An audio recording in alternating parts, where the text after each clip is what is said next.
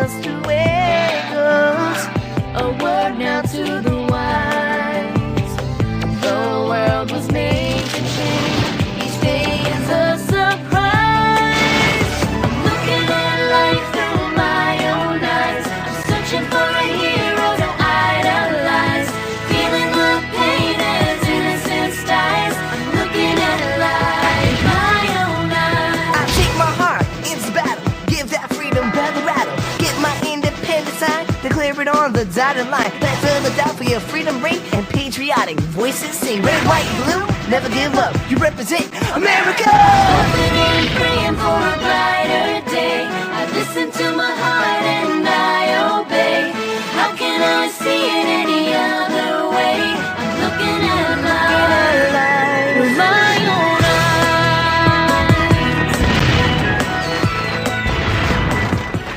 eyes. It had been a month since Benson had arrived. While our fleet were slowly regaining contracts, we lost it to the Flinties. It was now that time of year where munitions had to be transported.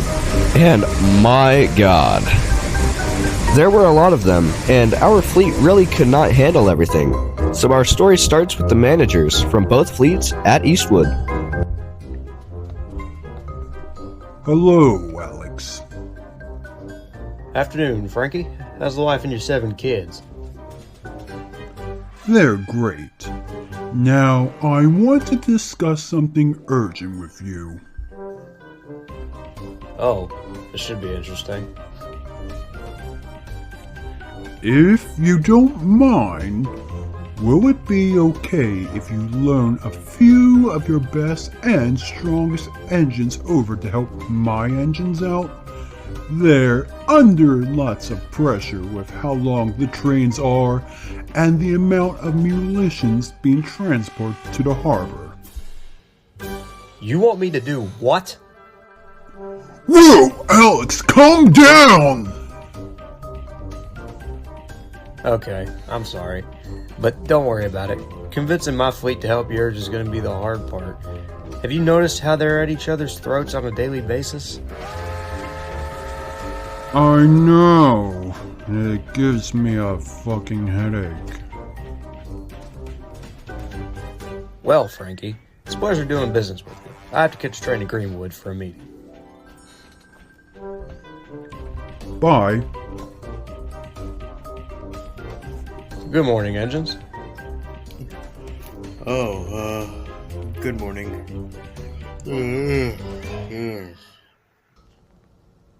Oh, I'm sorry. Good morning, engines. What the Sir, it's 6:30 in the morning. What could possibly be so urgent you had to wake us all up? Sorry if I disturbed you all, but this is important for you all to hear. And what could that possibly be? I have agreed to loan some of you to help out the city engines with their struggle with the longer munitions trains. Did you seriously just wake us up? Just so you could tell us this? Anyways, I've decided that Reginald, Farnsworth, Paisley, Benson, Kate, and Brianna will help out with delivering munitions to Kushner's Harbor. London, Eric, Stan, and Kevin will deliver munitions to our harbor, and Morris will help out with the switching at my munitions factory. And if any of you refuse to do this, I'll make sure it's either helper service or coal drags for a month. I'm not scheduled today, but I could help out. Tommy, you're a fucking passenger engine. You don't pull freight. You could help by taking some of the empty cars back to my munitions factory. Sweet. Later at Thurman Industrial, Morris and Colton were switching, but problems were already rising between the two switchers. Goodness me. No wonder why they call you a stupid slow snail. Go fuck yourself, Morris. Look, that engine's waiting for his train to be finished and you're going painfully slow. Colton, does it really have to take you this longer to put together a train of munitions? Do me a favor and shut the hell up, you great dog. I say, I hear there was a military training shipment being pulled by Kevin and a couple officers from the Conrail police heading toward Thurman's Harbor. I recalled hearing about that.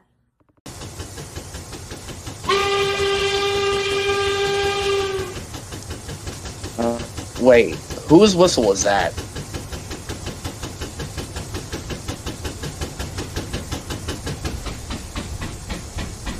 I don't believe it! Paisley! Morse! It's good to see you both!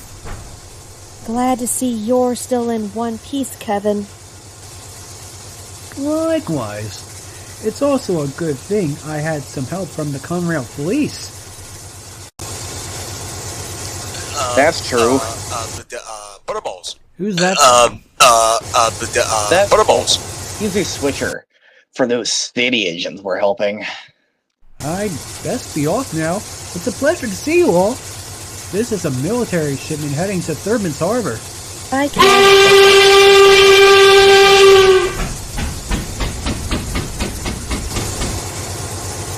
For your information, you miserable bastards, I was staring at the tanks. Of course he is. Sounds like he's never seen one. I'm being serious. Then why were you stammering like that? You look more terrified. Drop it. Now! The both of you! I'm gonna be having a long word with Mr. Kushner. Hey, what for? I said drop it, you bitch! Hello, Kevin. Do you have any problems getting here? No, sir. I got here just fine. I stopped by Thurman Industrial to say hi to a couple of old pals I haven't seen since, 1983? It's nice to have some help. These munitions trains have been getting really long. Yeah, I noticed how Benson could pull some of the longer trains with ease. Did you see Colton by any chance? Well, if you did, sorry if he possibly hurt your little feelings. I did, and no, he didn't hurt my feelings. He didn't say anything. It was like he was scared of the tanks. You're talking about a switcher with the number 1200, am I right? That really doesn't sound like Colton, if I'm gonna be honest.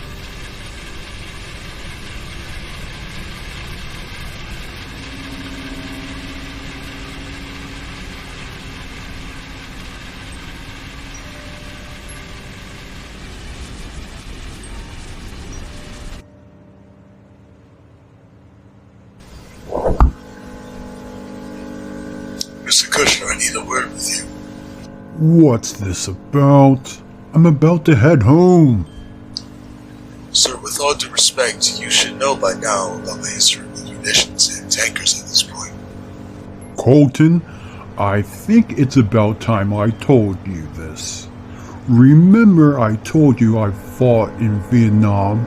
Yeah, you fought in the Trank in 65, Hugh and Quezon in 68. Correct. It took me almost 30 years to gain the courage to talk about it with anybody. Why that long? You've seen how Vietnam veterans were treated after their return between 1971 to 75. Being called a traitor of your own country, experiencing abuse. It even went as far to be denied service at a restaurant.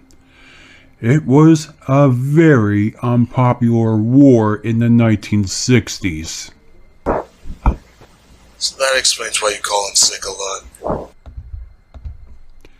Yes, it does.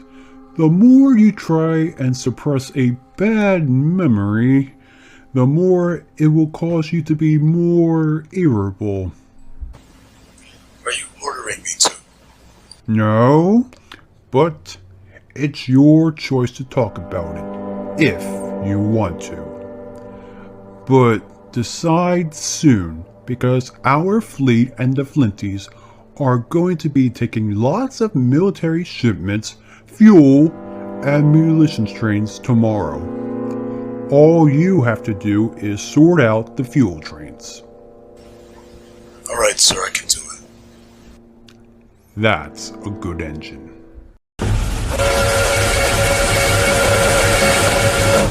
The next day, while Coulter refused to explain his reaction to the tanks and was slow as usual, that would change later that afternoon.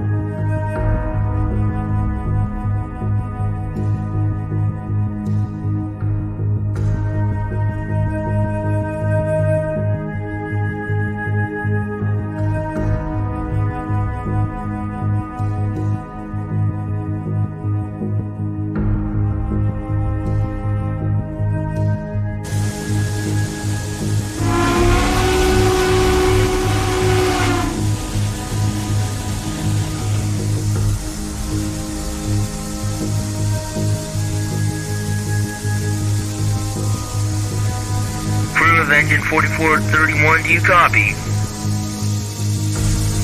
We read you loud and clear. What's the status on that fuel train? The fuel train is bound to arrive within the next 15 minutes. Once it arrives, you have the right of way to leave. Thank God. Attention! Shit. Attention! Why can't I move? Christ almighty, not Greeman. You! Orange Warm Button. What are you doing? I'm waiting for a fuel train to pass through. That's no excuse. You should be moving out of the way!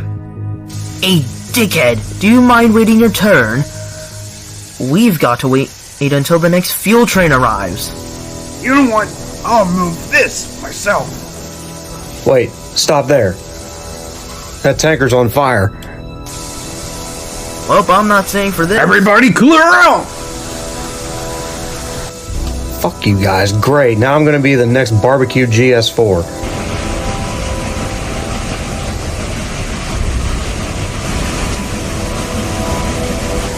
Wait, what are you doing? Shut up and let's get out of here.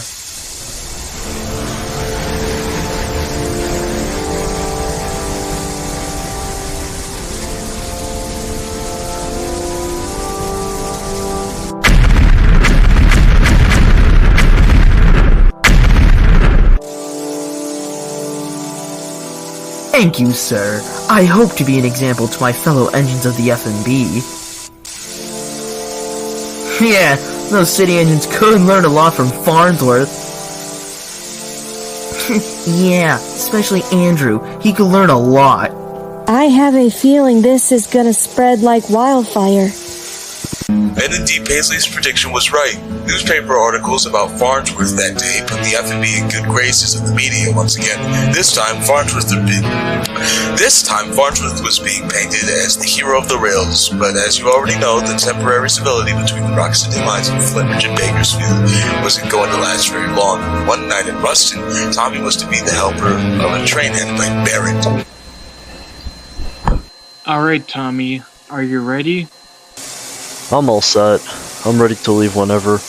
Hey, number 1401, please be careful with the caboose. This thing has seen better days. I can try, just no promises. I hope so, 1401.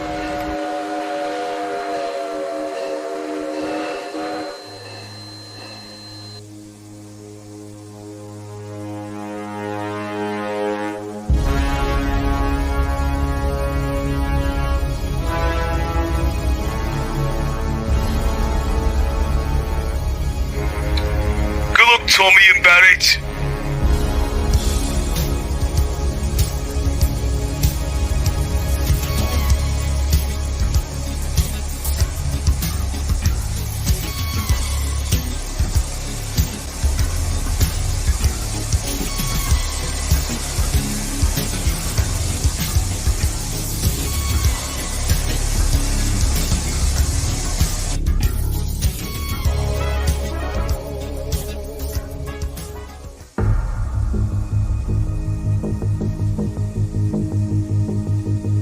This train is heavier than I thought. Order 124 to 1401. Are you alright back there, Tommy? I'm doing fine, it's just heavy, that's all. What was that back there? It might be the floorboards. I'm not so sure about that. Get out of the caboose now. Tommy, are you okay? Barrett, there might be a tiny problem. What happened? The caboose kinda just decided to... Oh crap, I just know what Kate's gonna say. Wow, I can't believe it. Flinty's messing up and destroying our equipment in one day. How about that? Andrew, quit being a dick about it. My fleet is helping yours out. He has a point, Andrew. These types of things happen at unexpected times. Don't pretend to be so experienced with helper service, London. You and 7 other Flinties are only here because Mr. Kushner is paying your manager. Maybe if you guys would actually stop arguing with one another, maybe we can actually get work done for a change. Oh look, the Moby Mikado speaks. Okay, that's it. I'm done. I refuse to work with such pricks. Here, here, Bree. I'm not working with a bunch of scoundrels who have no decency. Right behind you. Enjoy dealing with this without us. We'll handle this just fine without you. Yeah, who needs you, SP traitors?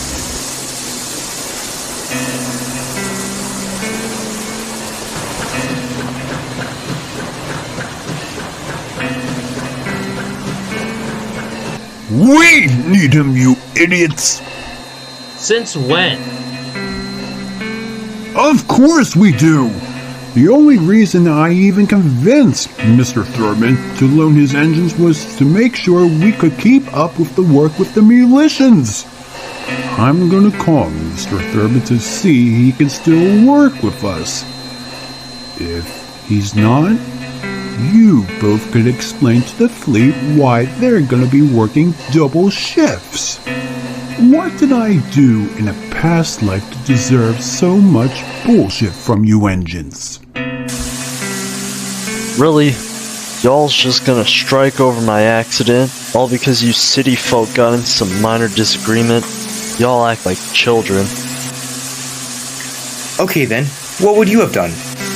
I would've just told him to stop, and then if that didn't work, I would just tell manager. Well, they wouldn't stop going on about how you destroyed the caboose. It was literally just a caboose. It's not a big deal. Also, going on strike and not doing your work is probably going to result in you guys doing coal tracks and helper duty for about 3 months or so. So sick of these city engines abuse. I don't know about you two, but I don't know what to do about this. Oh, there is something we can do.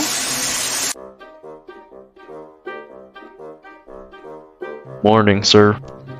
Hello, Tommy. You're 20 minutes late. Can you explain that to me?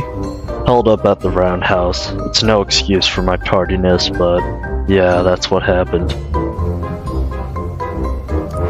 Please tell me this is your reason why you're late. Well, about that, I was trying to dissuade Brianna, London, and Benson from, making a very unwise decision. Oh no, don't tell me. That's right, we're on strike. Of course you're on strike. How amusing, Benson. There is no joke, sir. London, do you see anybody laughing? Nobody's laughing. What could the problem possibly be this time? Being forced to work with engines who mock us for our help and for an accident? That was out of our control. Being threatened with degrading helper services? And the horrible work conditions we've been forced to work in.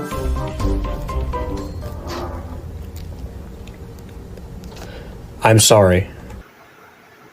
I'm sorry? Hey, am I hearing this right? I'm sorry for threatening you with all cold rags and helper service. I talked to Mr. Kushner about it, and he said that his engines will apologize and cooperate to working with you. Now, please, head over to Colfax. Oh, wow. Thank you for listening to our request. No problem. Have a safe trip.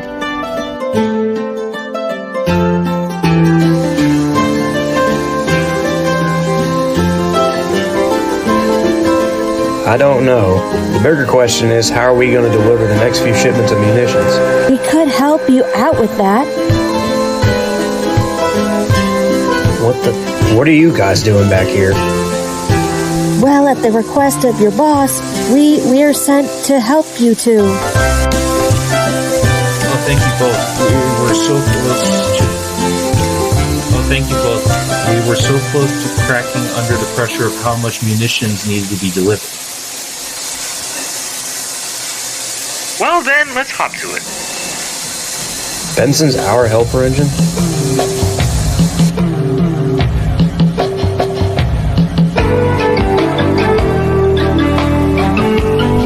For the first time in over 40 years, both fleets worked together without any arguing. Everything was peaceful for the next 7 months. Soon, on November 8th, 1997, both fleets wrapped up the munitions deliveries, and the next year would bring some new arrivals to both fleets. But those are stories for another day. This is Calvin B. Kushner signing off, and I wish you all a good day.